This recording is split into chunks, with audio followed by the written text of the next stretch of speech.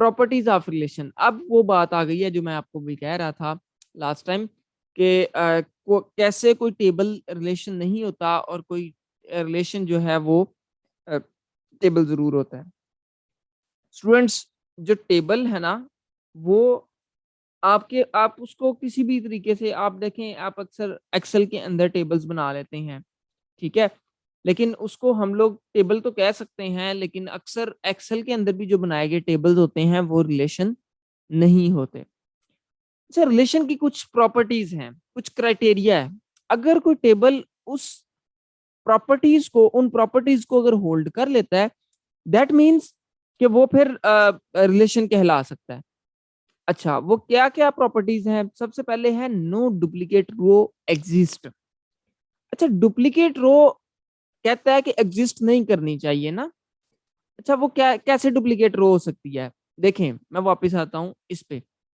Student, same roll number मैं नीचे लिखता 001, सेम मैं नेम लिखता अहमद, डेट ऑफ बर्थ भी सेम लिखता, एड्रेस भी सियालकोट लिख देता, फोन नंबर भी सेम लिख देता, तो ये डुप्लीकेट रो हो जानी थी।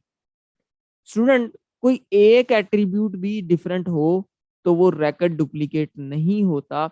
मिसाल के तौर पे roll number 1, date of birth भी सेम लिख देता, सियालकोट एड्रेस लिख देता, फोन नंबर भी लिख देता, लेकिन नेम जो मैं डिफरेंट लिख देता पर्सन का, ठीक है?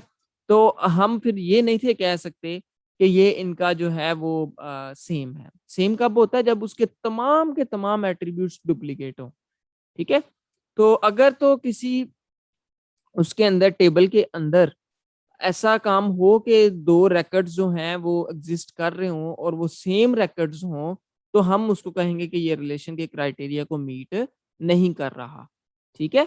लेकिन अगर वो बिल्कुल उसके अंदर यूनिक रोज हैं, ठीक है, डिफरेंट डाटा है, तो फिर हम कह सकते हैं कि भाई ये वाली जो इसकी क्राइटेरिया है पहला, वो मीट कर रहा है। दूसरा क्राइटेरिया क्या है? The order of rose is insignificant.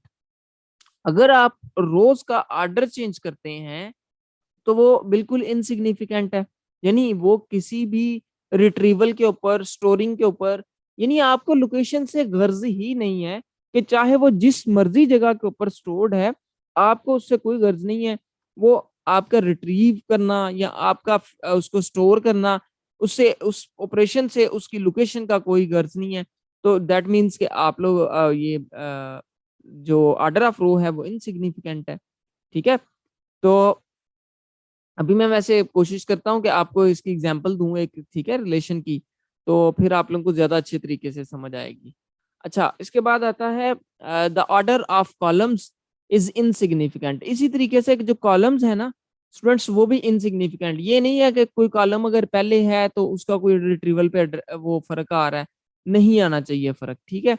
यानी कोई कॉलम अगर रोल नंबर का कॉलम आपने पहले लिख दिया है, रजिस्ट्रेशन नंबर का बाद में लिख दिया है, तो इससे कोई फर्क नहीं पड़ता, ठीक है? आपकी जो डेटाबेस है उसके अंदर उसको फैच जो है वो बड़े आसानी से किया जा सकेगा।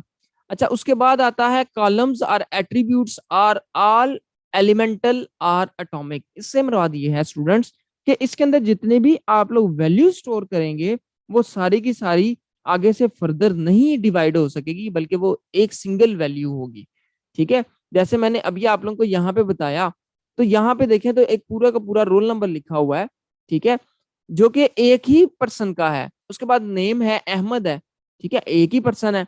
डेट ऑफ बर्थ है, एक ही वैल्यू है। उसके बाद एड्रेस है, एक ही वैल्यू है। तो मुझे ये बताएं कि क्या ये जो टेबल है क्या रिलेशन के लिए क्वालिफाई कर रहा है? तो ये जो है ये वाकई ही इसको कर रहा है, क्योंकि देखिए पहली बात ये डुप्लीकेट रो एग्जिस्ट नहीं कर रही कोई भी, इसके अंदर कोई रो डुप्लीकेट नहीं है।